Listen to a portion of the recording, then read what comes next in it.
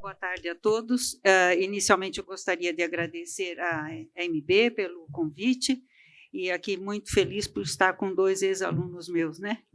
Fernando e Luiz Fernando. O uso seguro do bloqueador neuromuscular, aqui já tem a minha apresentação, que foi já colocada, não tenho nenhum conflito de interesse, e eu fiz esse slide para mostrar que, na verdade, e inclusive destaquei aqui com letra vermelha que o bloqueador neuromuscular só abole o movimento.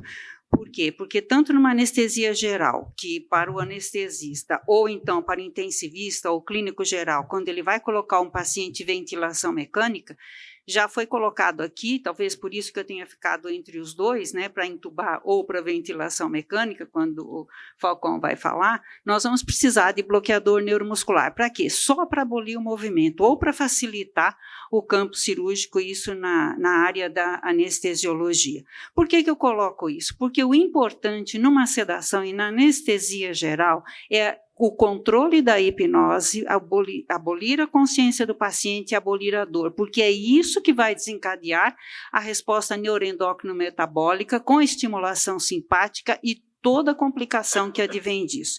Então, eu gosto de colocar essa figura para lembrar a todos os jovens, né, que os bloqueadores neuromusculares que nós temos elencados aí à direita, eles são bloqueadores, medicações ou fármacos sintéticos que advém ali do natural do curare, né?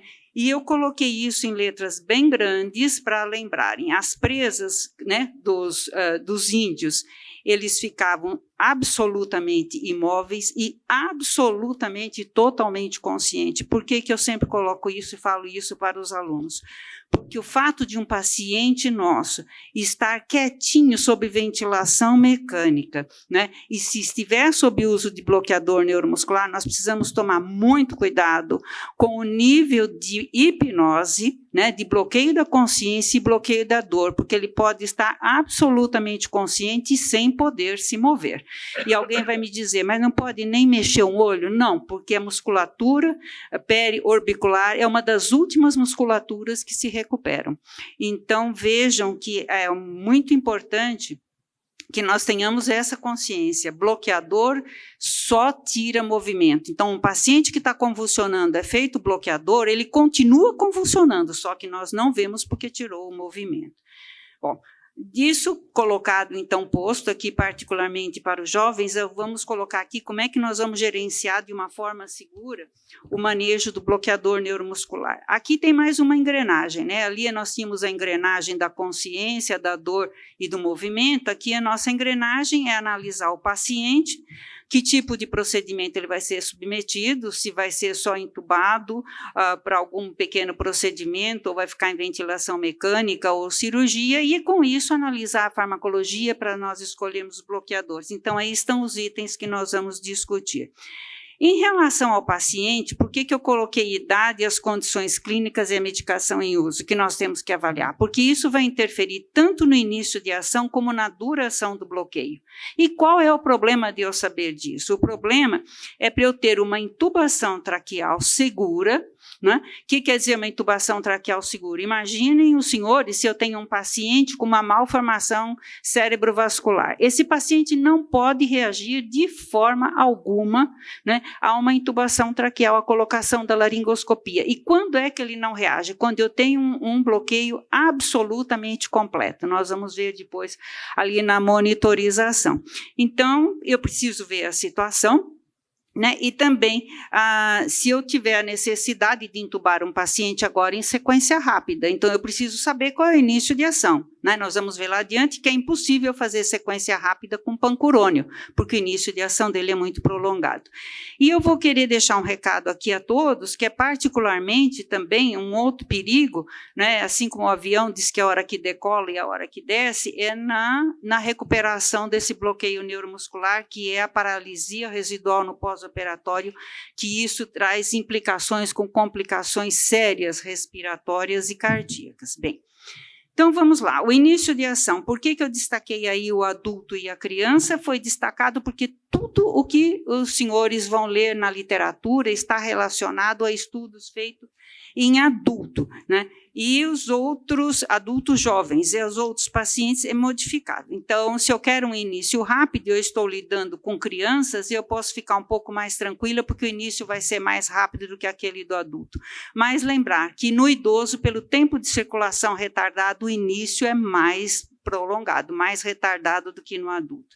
E quanto à duração de ação, o idoso também é o que perde de todos. Ele tem uma duração mais prolongada, e aqui quem tem a duração mais curta, vamos dizer assim, duração de ação, é a criança que é considerada entre 2 e 12 anos de idade.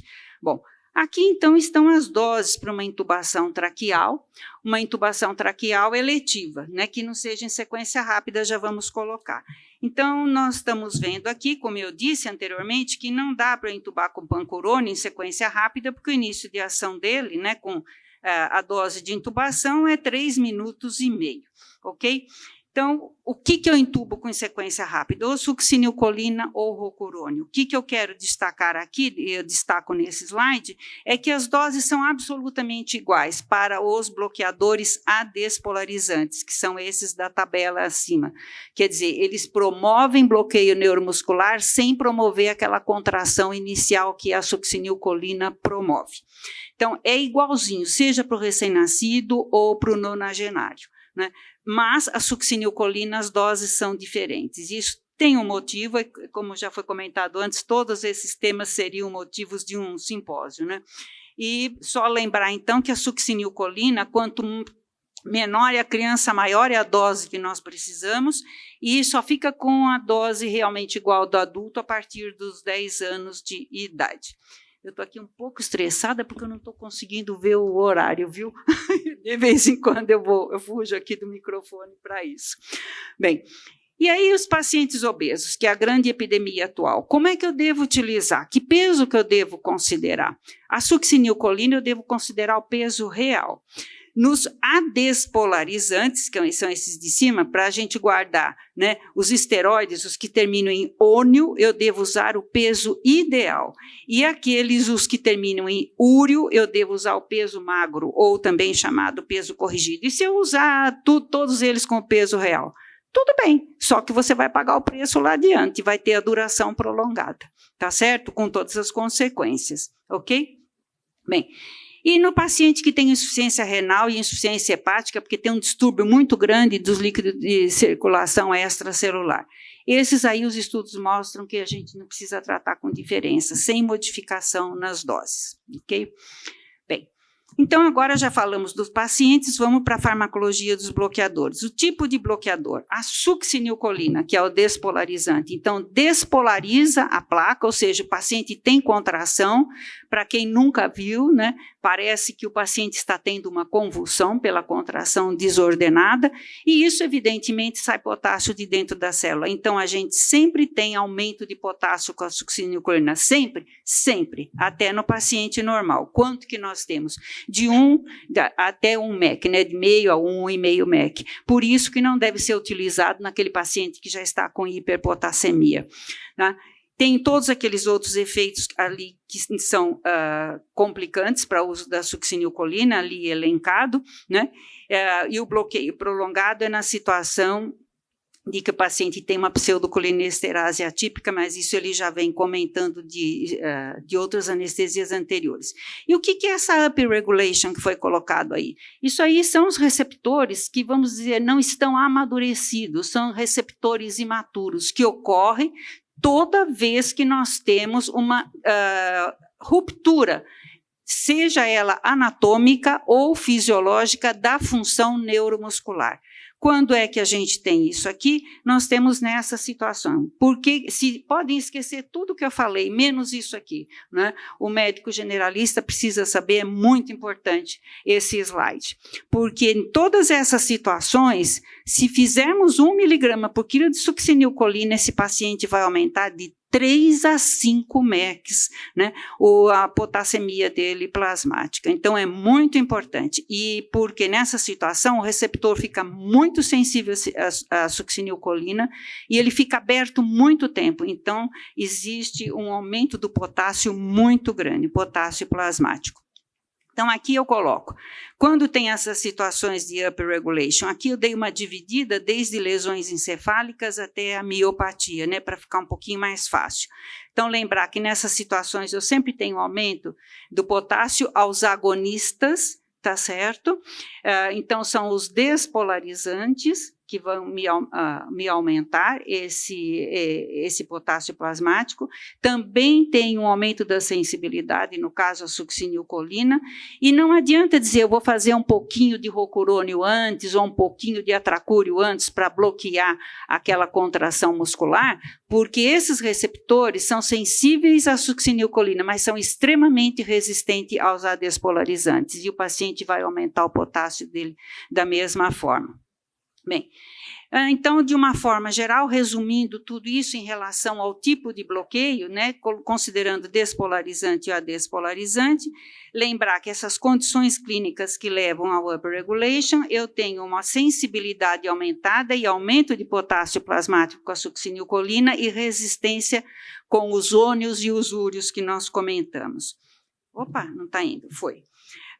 Nas situações de paralisia cerebral, mielomeningocele ou então com uso de anticonvulsivante crônico, também temos algumas alterações nos receptores, mas não há aumento de potássio com a succinilcolina. A literatura diz que é seguro usar a succinilcolina nessas situações. Mas vocês vão perceber resistência aos adespolarizantes. O que quer dizer isso? Quer dizer que aquele 0,9 por quilo que é de rocurônio preconizado para intubação em sequência rápida, vocês não vão ter condições boas depois de 1 minuto. Vai precisar aumentar essa dose. Vai precisar para 1,2 miligramas por quilo, porque ele é resistente aos adespolarizantes. E lembrar que na miastenia graves, né, existe resistência à succinilcolina. Então, se for usar a succinil, apesar do paciente miastênico, vai precisar de uma dose maior. Isso tem uma explicação fisiológica que não cabe discutirmos aqui hoje pelo tempo. E lembrar que, como ele tem pouco receptor, então ele tem sensibilidade aos adespolarizantes. Então, succinilcolina, eu não devo usar na upregulation, nem na hipertermia maligna suspeita, e na miastenia eu tenho que aumentar a dose. E usar despolarizantes, diminuir a dose na miastenia e aumentar a dose quando eu tenho a situação do upregulation. Aqui, rapidamente, eu coloquei só para contribuir, o Dr. Brandão já falou a questão do Dr. Benomoff, esse é um estudo famoso e tradicional deles. Não confiem na história de que com 8 minutos o paciente se recupera com a succinilcolina e não tem hipoxemia. Isso é uma coisa que vive se falando. É a partir desse estudo, mas se vocês virem aí no gráfico, isso é para um paciente rígido, que ele consegue ficar, vejam aí, a partir de 8 minutos é que começa a cair, que eu pus a flecha lá em cima, começa a cair a saturação e ele restabeleceria, né, em média, a ventilação dele a partir de 8 minutos e meio. Isso é um paciente rígido, mas vejam que tem as outras situações, criança, obeso, né, a grávida, que já vai desaturar muito antes. Então, cuidado com essa história dos 8 minutos que recupera. Então, eu trouxe aqui uma contribuição para que, se não for na situação de sequência rápida, né, uma situação eletiva, porque esse estudo foi feito em situação eletiva, não foi replicado em sequência rápida, ao invés de vocês usarem 1 miligrama por quilo, usem 0,5 ou 0,6 de succinilcolina,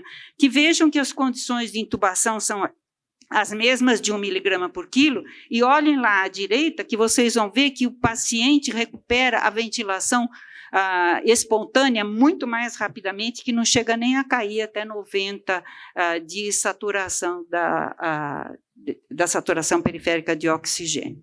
Bom, em relação aos efeitos cardiovasculares, lembrar que a succinilcolina dá bradicardia, pode dar ritmo nodal, e ela pode levar à sistolia, principalmente na segunda dose.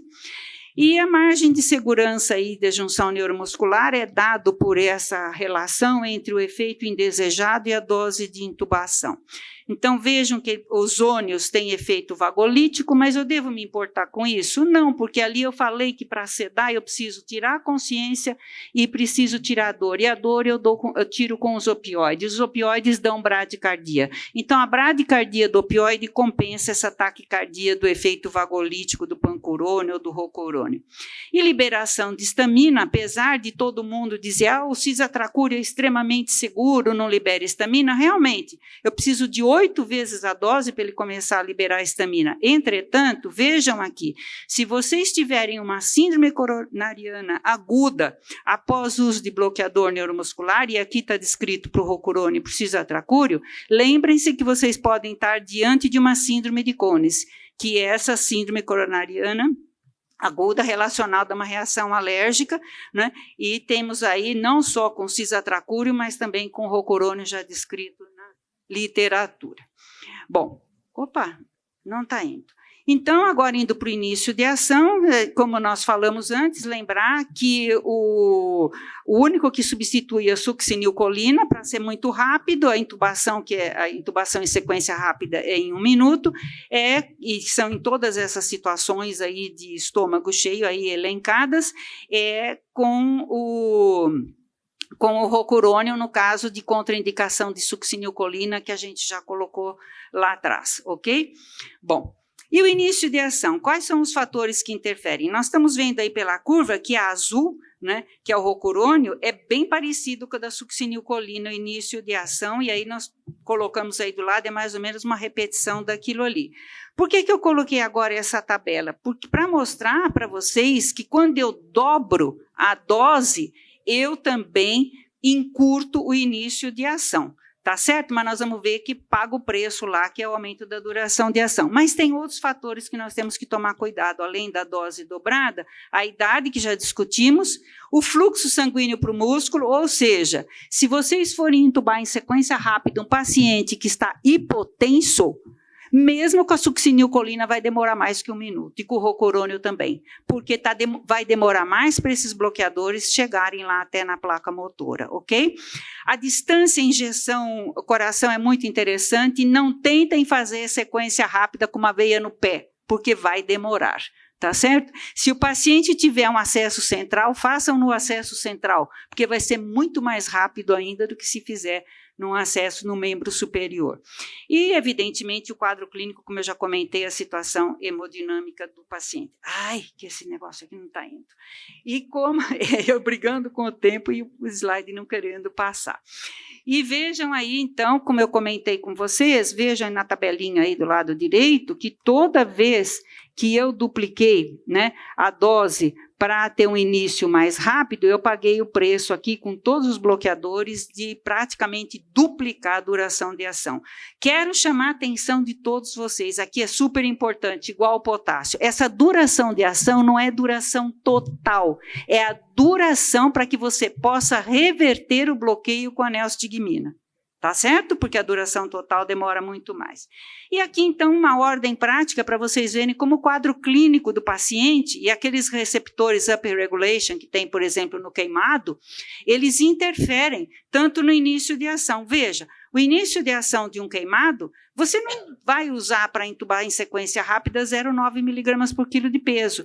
Por quê? Porque como o receptor é resistente, eu vou precisar de 1,2 miligramas e mesmo assim, vejam, 86 segundos, diferente do que a gente esperaria, pelo menos até do que 60 segundos. E como ele é resistente, eu também vou ver que se eu precisar manter esse paciente em ventilação mecânica, eu vou ter que ficar repicando o bloqueador, porque a duração vai ser mais curta. Então, lembre-se disso, nas situações de upper regulation, nós temos que usar doses maiores se quisermos intubar mais precocemente, mais rapidamente os pacientes. E na duração também vai interferir a eliminação. E embora sempre se comente, o atracúrio e o cisatracúrio são seguros para eliminar em pacientes que têm disfunção de órgãos? Sim, realmente são, porque como nós estamos vendo aí na tabela, eles não dependem de órgãos. Mas, em compensação, eles dependem de que mantenhamos o paciente com temperatura e pH normais. Já estou indo rapidamente. Então, vejam, aqui eu coloquei para vocês todas as situações que me levam a prolongar o bloqueio neuromuscular, que é muito mais do que as situações que me levam a encurtar o bloqueio neuromuscular. E o problema disso é a paralisia residual. Tá certo que nós comentamos. Então, o que é paralisia residual? É aqui, quando eu monitoro, eu dou 4 estímulos e eu tenho 4 contrações. Quando a quarta contração, ela é só 90% de intensidade do que a primeira contração. Isso é chamado paralisia residual. Qual o problema? Piora a capacidade vital forçada, e isso vai me levar a quê? A uma tosse ineficiente. Tosse ineficiente com deglutição descoordenada é igual broncoaspiração. Obstrução de vias aéreas é igual de dificuldade ventilatória e edema agudo por pressão negativa. Diminui a resposta ventilatória, hipóxia é igual a hipoxemia. E hoje sabe-se a cardiomiopatia de Takotsubo ou a cardiomiopatia por estresse, ok? Então, isso levando a complicações pulmonares e complicações cardíacas. E aí, só para colocar para vocês, que às vezes vocês não entendem essa questão do edema agudo por pressão negativa, veja, manter a patência de vias aéreas superiores é um equilíbrio muito delicado entre a força que dilata, que é aqui o gênio glosso, que já mostrado pelo Dr. Brandão, que contraindo ele levanta a língua, né? Então ele dilata a via aérea superior, com a força que colapsa, que é a pressão negativa gerada pela contração muscular. Como o diafragma recupera antes que o gênio glosso, que nós vamos ter é um desbalanço disso, com colapso inspiratório, e essa pressão negativa não podendo encher o alvéolo de ar, porque ele está obstruído, vai fazer o quê? Aspirar o sangue do capilar pulmonar, aí então está o edema agudo por pressão negativa.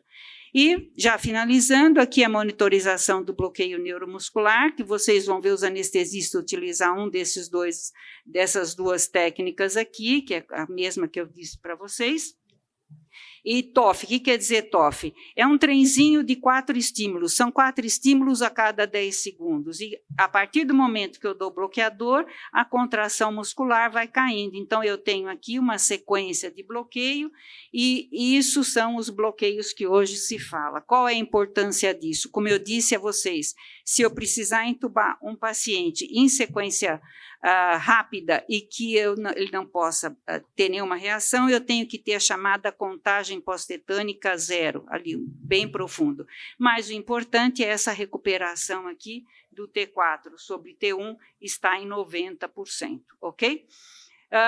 E para isso eu tenho que descolarizar o paciente, lembrar que eu vou ter o efeito deletério da atropina e da acetilcolina, em decorrência da neostigmina, que tem todos esses efeitos deletérios, cardiovasculares, respiratório.